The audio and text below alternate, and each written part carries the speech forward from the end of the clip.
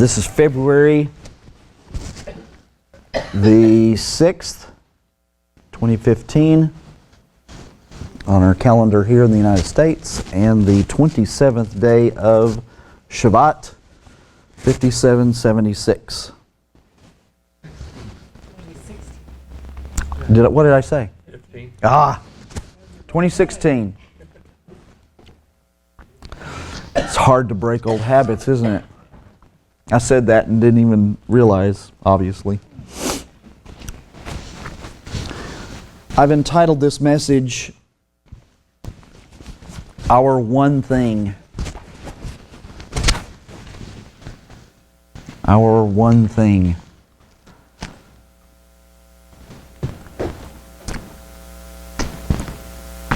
Everybody is very familiar with how Yeshua died. Even people who are not believers are aware of how he died. Now, one of the things that a lot of people are not aware of, that I'll just spend a very short moment on. This is kind of an aside, it's not part of my message. The crosses that the Romans used to hang people on, the shape of them varied. Okay? So they didn't always use the one that we commonly see that we would say looks like a lowercase t. Some of them looked like what we would call a capital T.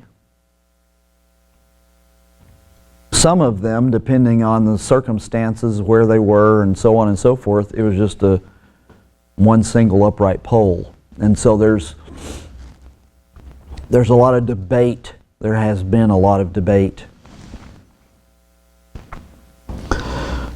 within certain groups about whether it was a execution stake or if it was a cross, and a lot of debate about the symbol of the cross and what it means, and so on and so forth.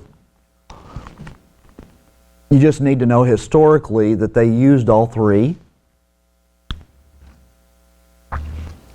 And you also need to understand that the shape was not simply because it mimics the shape of a human being, but that it actually is a letter. Okay? We would call it T. Okay? But in Greek, it would be tau, and it has that shape. The reason why this is significant is because when they crucified people, when the Romans crucified people, they actually saw it as an act of worship to Mithra. Okay? And if Mithra doesn't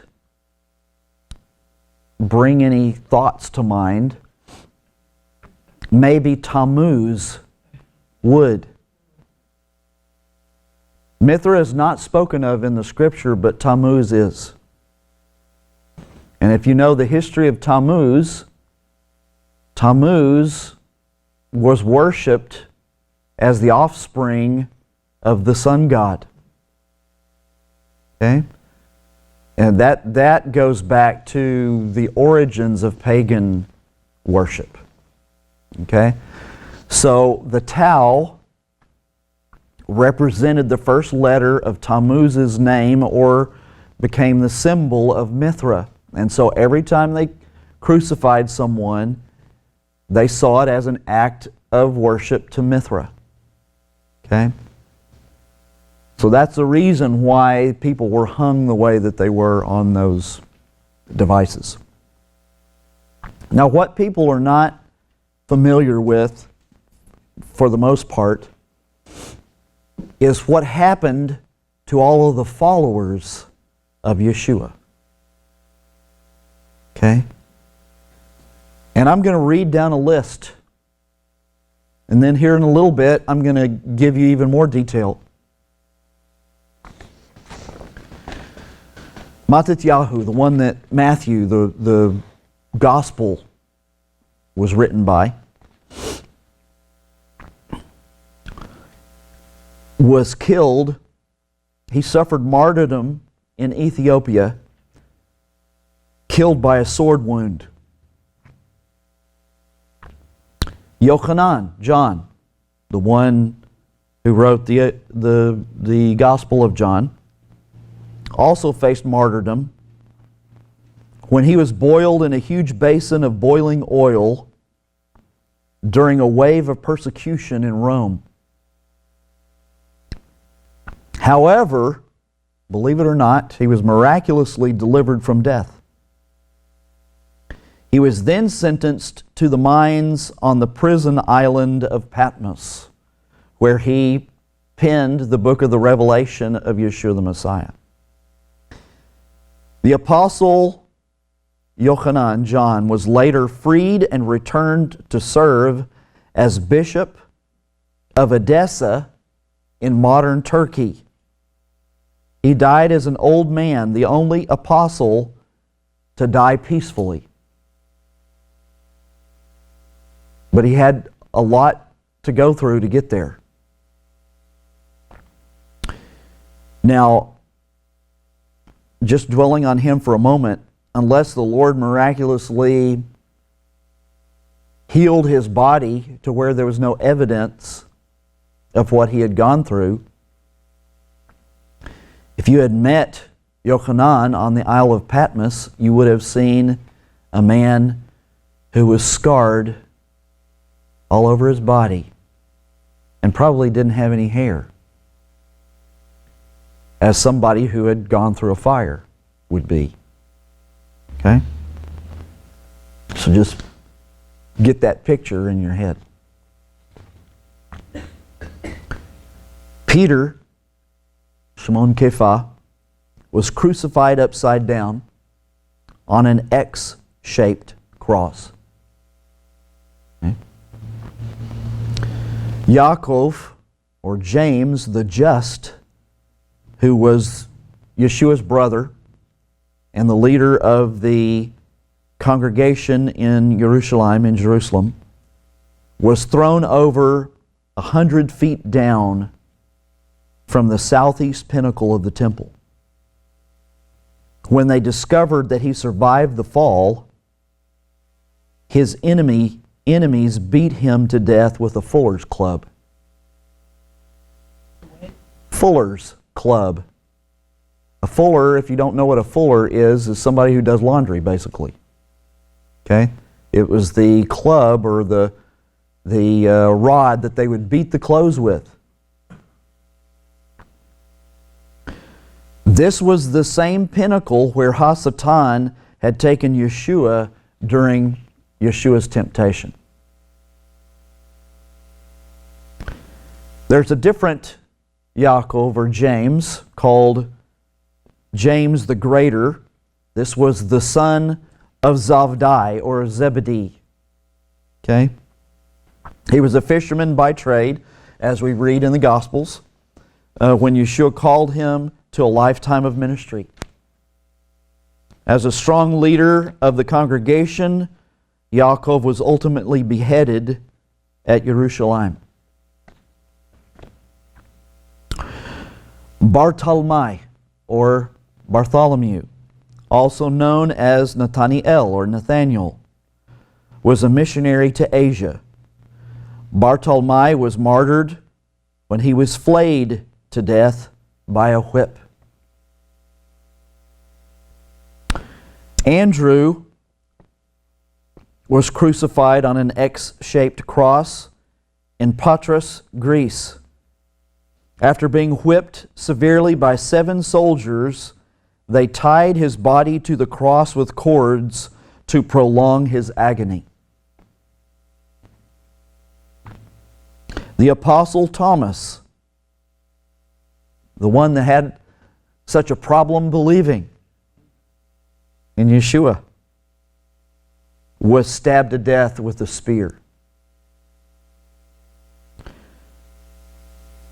Matthias, another Mattatyahu, but we call him Matthias to help us to differentiate from the other Mattatyahu. Matthias, the apostle chosen to replace the traitor Judas Iscariot, was stoned and then beheaded. And then finally, the apostle Shaul, Rav Shaul, the apostle Paul, was tortured and then beheaded by the evil emperor Nero at Rome in AD 67.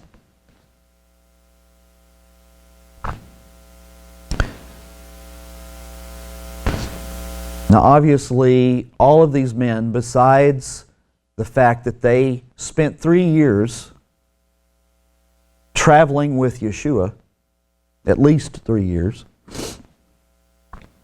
traveling around with Yeshua, obviously have one thing in common, and that is that they were martyred for their faith.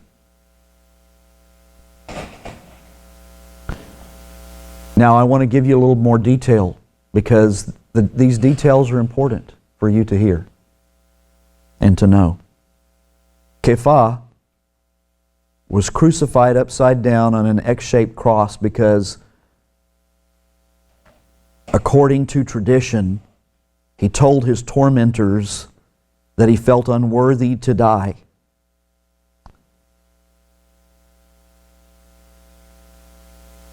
In the same way that Yeshua HaMashiach had died.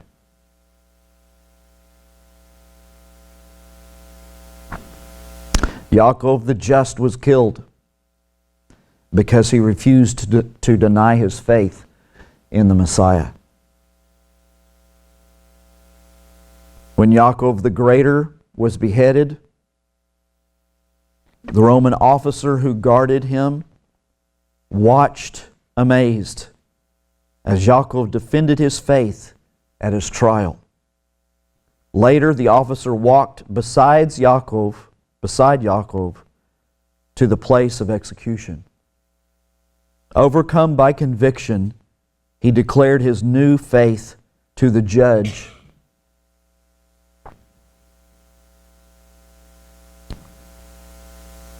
And knelt beside Yaakov to accept beheading as a believer.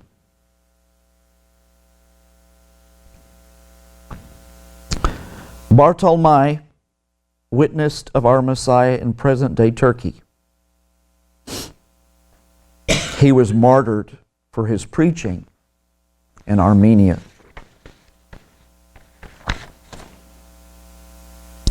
Andrew's followers reported that when he was led toward the cross to be crucified, he saluted it in these words, quote,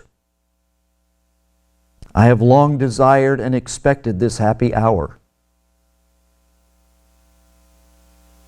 The cross has been consecrated by the body of Messiah hanging on it. He continued to preach to his tormentors for 2 days until he expired. When the Apostle Thomas was stabbed with a spear, it was during one of his missionary trips to establish a congregation in the subcontinent of India. And of course, we all know of the life of Rav Shaul and what he stood for. So all of these men died for the sake of sharing the good news of the reestablishment of the kingdom of God in the earth through Yeshua's death and resurrection. And for all of these men, dying for this cause was worth it.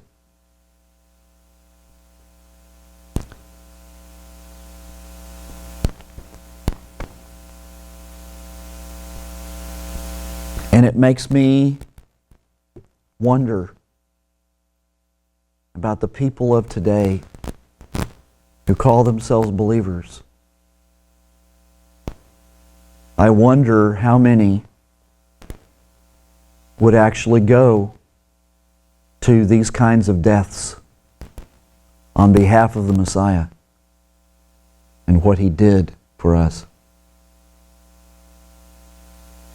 Now, I know in other countries, in fact, just in the last year, and the last 2 years, we have known of Christian martyrs who, being faced with denying Yeshua and converting to Islam, or remaining faithful, have lost their heads, at least, if not other atrocious, barbaric acts of cruelty and torment.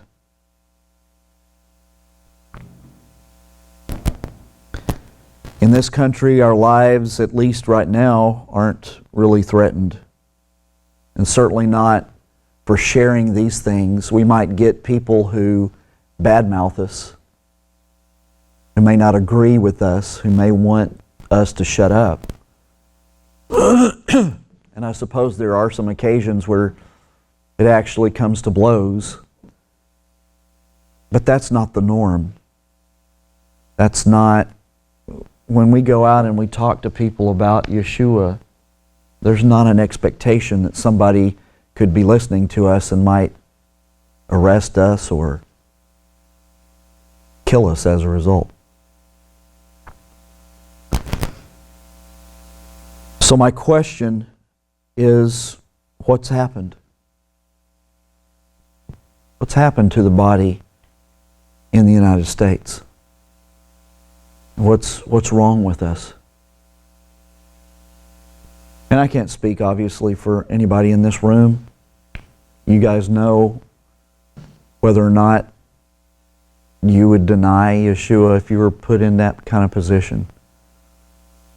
And here's one thing that I would say. I know that people would say, well, nobody can actually know what they would do unless they were put in that position. If that's the response that you would give and the position you would take, then you probably would deny Him. There needs to be a determination and a decision that is made long before anything like that ever happens. And I remember having conversations with Deborah and Nathaniel through the years. As Nathaniel was growing up, made it very clear to both of them, I love you. But if anybody were to hold you hostage and tell me, I'm going to kill your wife or I'm going to kill your son unless you deny Yeshua as a Messiah, I would say, I love you and I'll see you in eternity.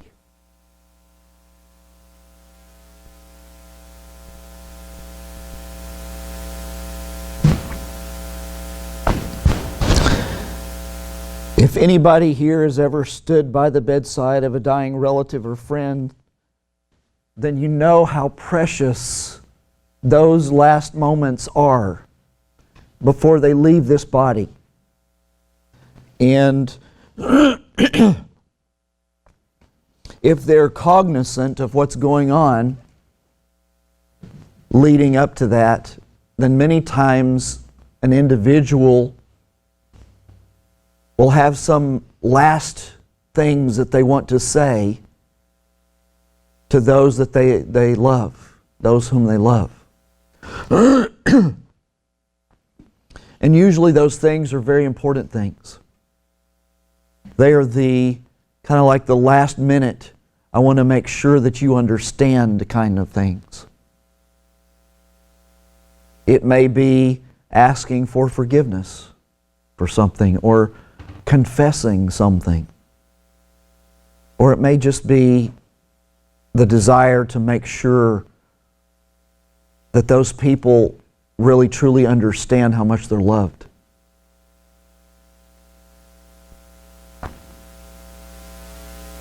As human beings, we're born, we come out of the womb with a desire to have some kind of relevance in the world through our life. None of us ever want to go through our entire life with the thought that maybe at the end we will have not had any kind of impact on anyone in our life. That our life will come and go and it won't make any difference whatsoever. We don't want that to be the case for any of us.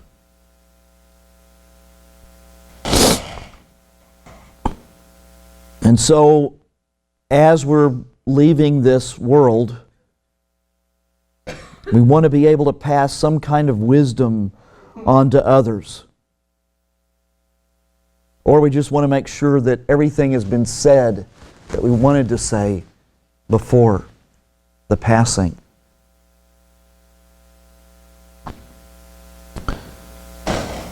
So usually these are things that we feel are the most important to us.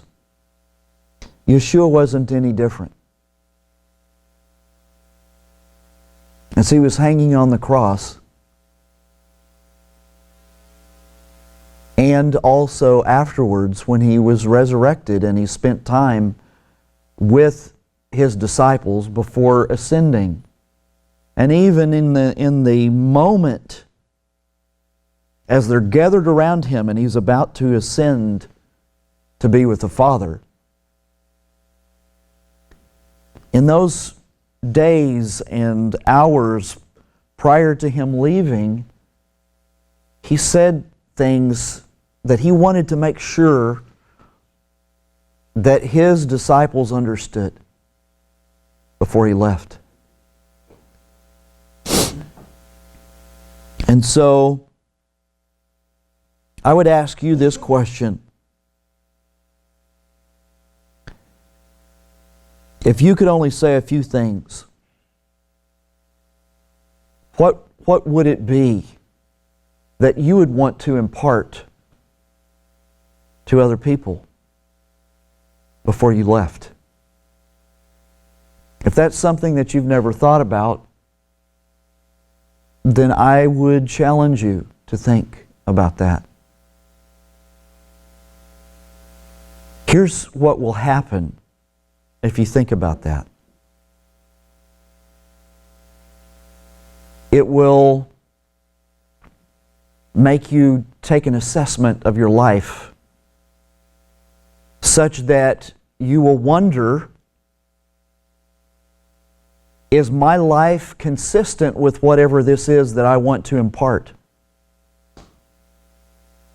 to other people before I leave? In other words, is there something, have I lived what I'm about to impart to other people? And if I haven't, long before you're ever in that position, in that place, where it's your time to say those things to someone, you need to make sure that you're living what you're wanting to impart to others. What were Yeshua's parting instructions to his talmidim? There's a couple different passages that we want to look at. Mattatyahu, Matthew chapter 28, verses 19 and 20. Page 1262 in the Complete Jewish Bible, if you're using that particular translation.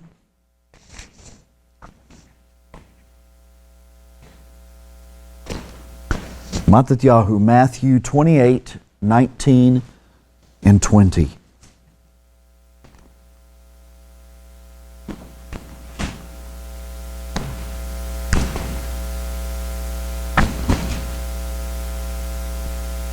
So these are Yeshua's last words before he goes to the Father. Therefore, go and make people from all nations into talmidim, into disciples, immersing them into the reality of the Father, the Son, and the Ruach HaKodesh, and teaching them to obey everything that I have commanded you. And remember, I will be with you always, yes, even until the end of the age. And then there's a slightly different version of that in the next book, Mark, in chapter 16, verse 15, page 1286 in the Complete Jewish Bible.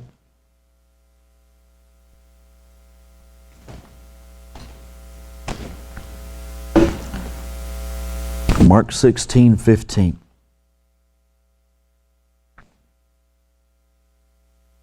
Then he said to them, as you go throughout the world, proclaim the good news to all creation.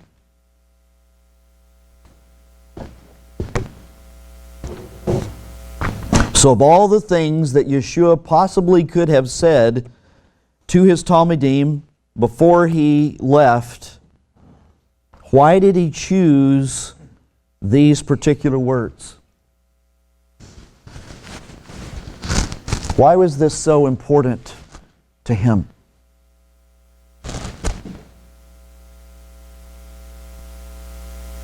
Well, he knew the history of how everything had transpired from the beginning.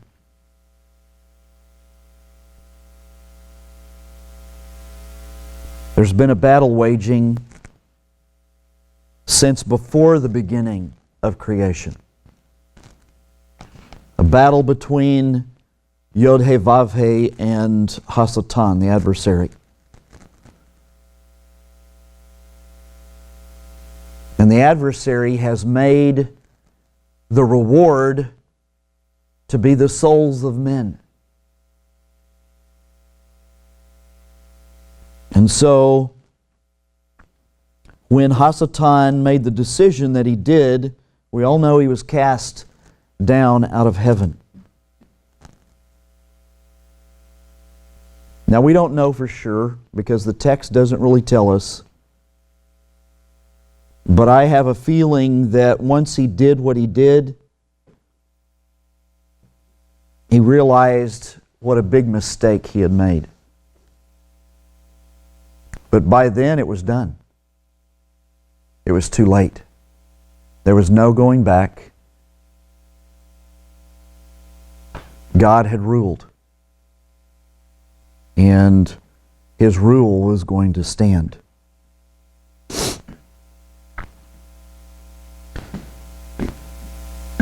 However, you okay, buddy? Okay. Hasatan learned one thing that day. He learned that for all his haughty bragging about taking the throne away from God, that he is in fact not greater than Yod-He, Vav-He.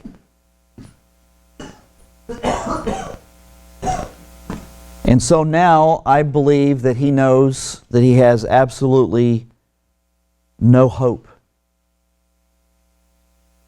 And certainly no hope to be able to attack God directly.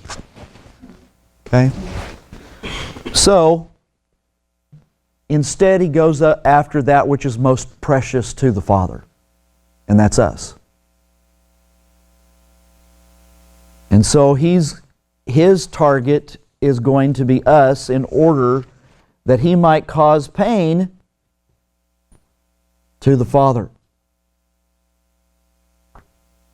Now we all know that in any kind of battle, there are two main categories of attacks. There are overt attacks, and there are covert attacks. And we know from the Scripture that Hasatan is out to destroy lives. That's his goal. Steal, kill, and destroy. Those are his goals. So if you're not a believer, you're not somebody who's dedicated to the Lord, it's actually pretty easy to see the overt attacks. We're talking about things like drugs, alcohol, murder, sexual immorality and perversion, false religions, etc. Now, when we become a believer, he doesn't stop trying to destroy us. Okay? I remember kind of being given that idea when I first began learning about what it meant to follow Yeshua. And it's a false idea that when you accept Yeshua, that everything all of a sudden becomes rosy. And, God is your protection. And so the devil can't come after you, can't do anything to you anymore. That's not the way it is. He just changes how he comes after us. Because he now knows that we have been set free from the drugs and the alcohol and the sexual perversion and all of that, if we've been redeemed, and he can't use those things anymore. So he's got to change his tactics. So how does he attack us covertly? Well, one of the ways that he can attack us covertly is with the blessings that we get. Okay? When God gives us blessings, he doesn't mean for those blessings to be of any kind of harm to us. That's the reason why we call them a blessing. But the enemy has the ability to use those things to keep us sidetracked. Okay? To keep us, once we get the blessing, then sometimes we go seeking for the blessing. Or we start worrying about our needs. Well, as long as he can turn our eyes from the Lord and from the battle, he has succeeded.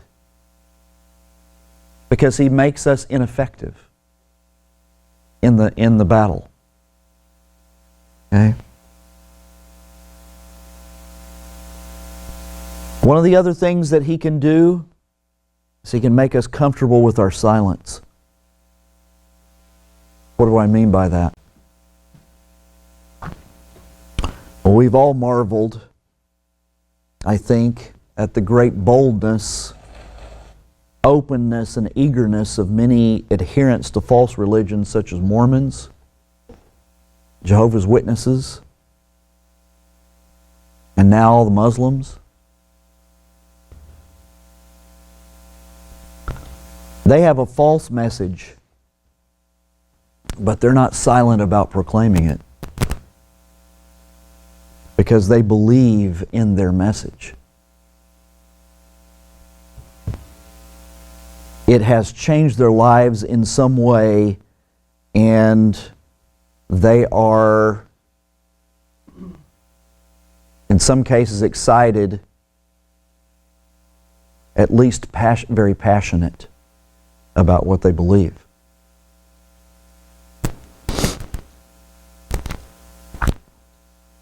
And so, my question is, have we forgotten what the Father has done for us through Yeshua? Or what actually he does for us every day through Yeshua?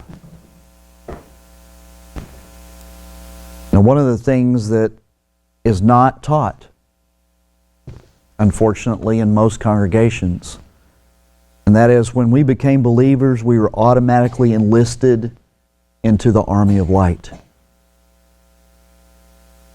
We became soldiers immediately.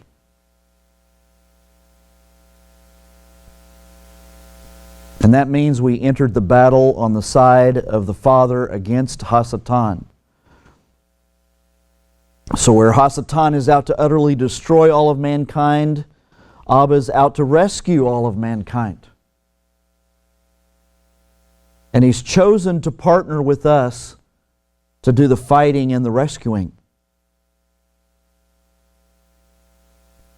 So the question is, have we lost sight of the reason for our existence? The reason why we were rescued. The reason why we're blessed. The reason why intimacy with Abba is so important.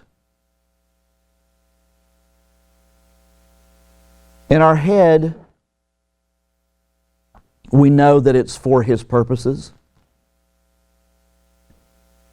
But oftentimes we live as though those things that are given to us are just for us. We're supposed to be using all the gifts that have been given to us to regain the kingdom away from HaSatan for the Father, for Yeshua. Now, these men that I told you about in the beginning, the disciples of Yeshua, willingly and in some cases with joy, went to their death for the sake of the Messiah.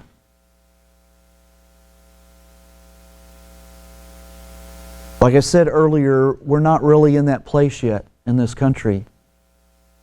But personally, I think we're headed towards that. Where it's going to be, we're going to be forced into a corner. And we're going to have to make a decision. Are we going to stand for Yeshua? Or are we going to fold?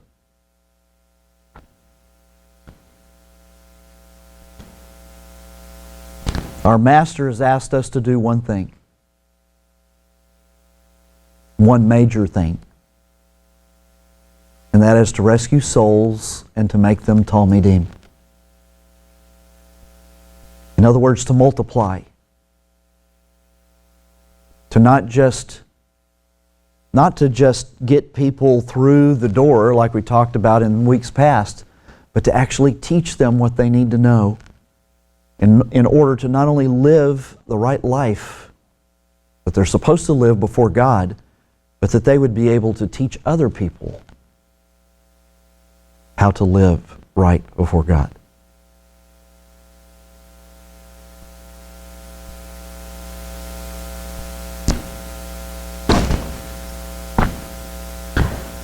You know, there's a lot of good things that we do, but it doesn't really matter how spiritual we are. How many fruits of the Spirit or gifts of the Spirit we exhibit, how many times we worship, how often we tithe or give offerings. All of these are good and they're expected. But if we look at our lives and not one person, if we cannot recognize that we've had the opportunity to talk with people so that they make a decision to come into the kingdom,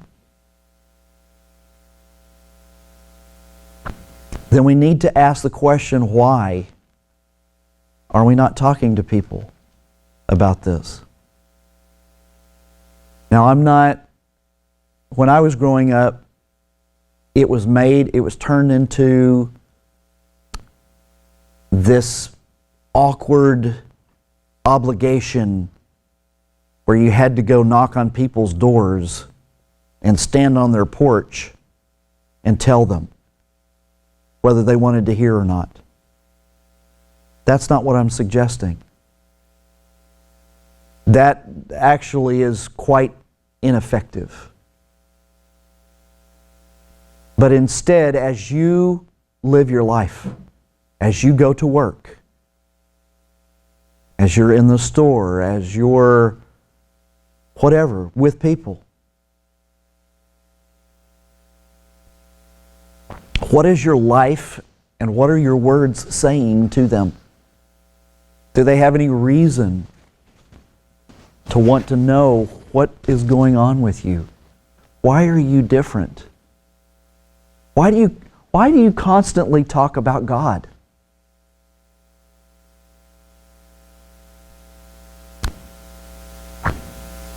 If we're holding our tongue and not saying anything to anyone, we are doing God a great disservice, and we're actually being quite disobedient to His command to His disciples. If we say that we're a disciple of Yeshua, we've been told that we're to make our own disciples. Those were His last words before He left.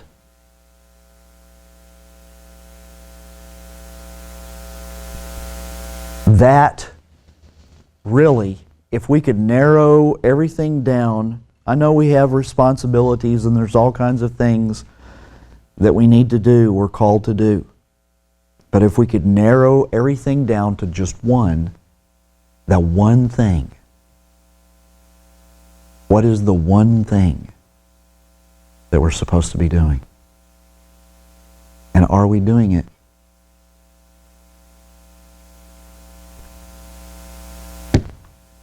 Let's pray.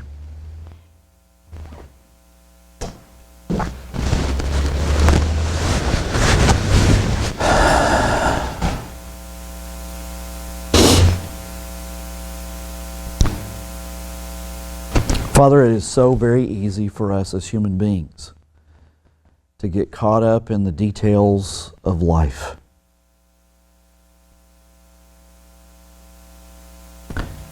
And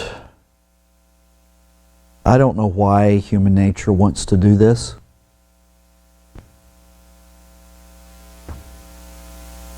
But the vast majority, anyway, even of the people who say that they belong to you and follow you, is to push you and things about you to the back burner and let everything else come forward and take a more preeminent spot in our thoughts and in our life. But Father, there is nothing more important than you. Nothing more important than your Son.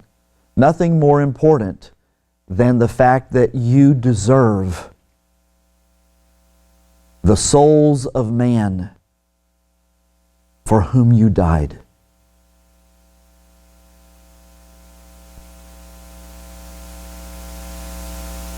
As one statement was made by one of the Moravians as they went to the mission field.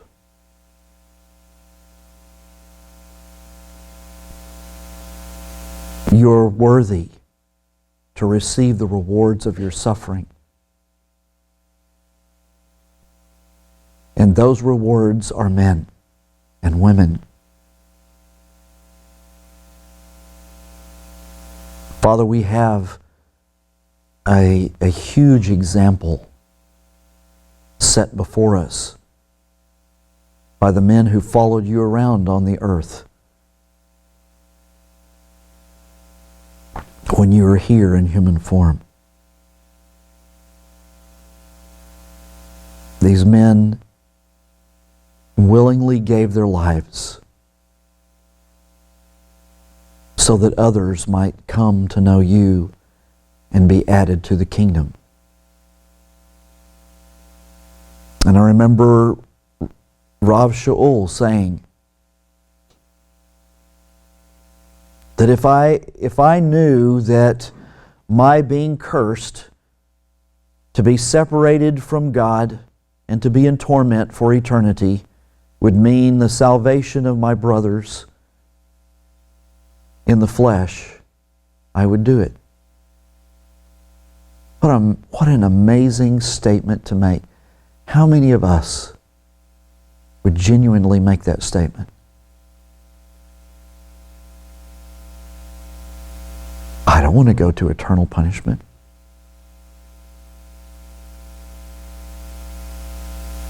Father, I have to admit, I'm not there.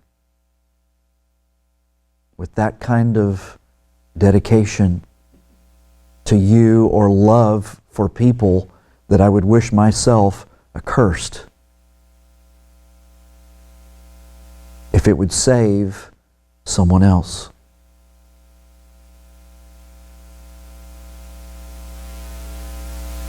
Well, Father, we submit ourselves to you right now. And Father, where we have not done what you asked of us, what you have required of us to do as followers of you, we commit ourselves to be your mouth, to be your hands, to be your feet, to be the love of the Messiah to other people. And Father, we ask that you build in us, through the love of the Messiah in our hearts and the power of the Ruach HaKodesh, you build in us the kind of love that would cause these things to flourish inside of us, to grow.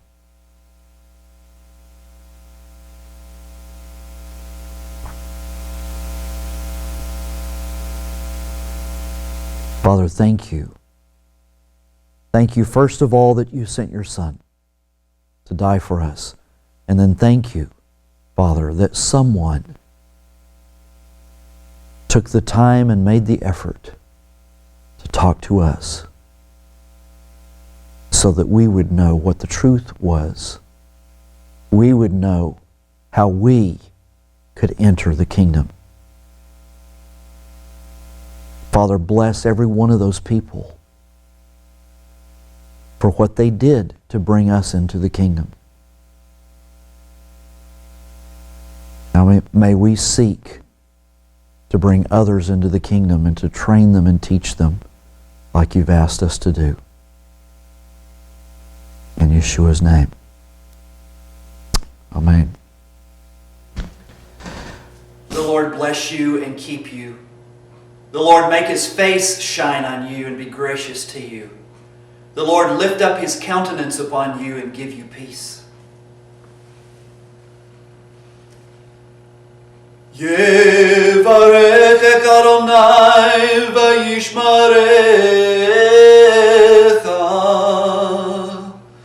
Ya'er Adonai panav alecha v'yichunecha.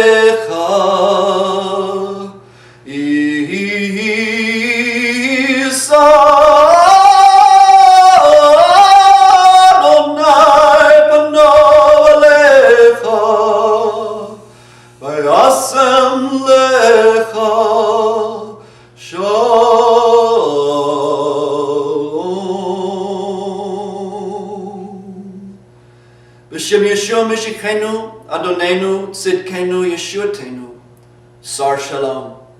In the name of Yeshua, our Messiah, our Lord, our righteousness, our salvation, the Prince of Peace. Amen.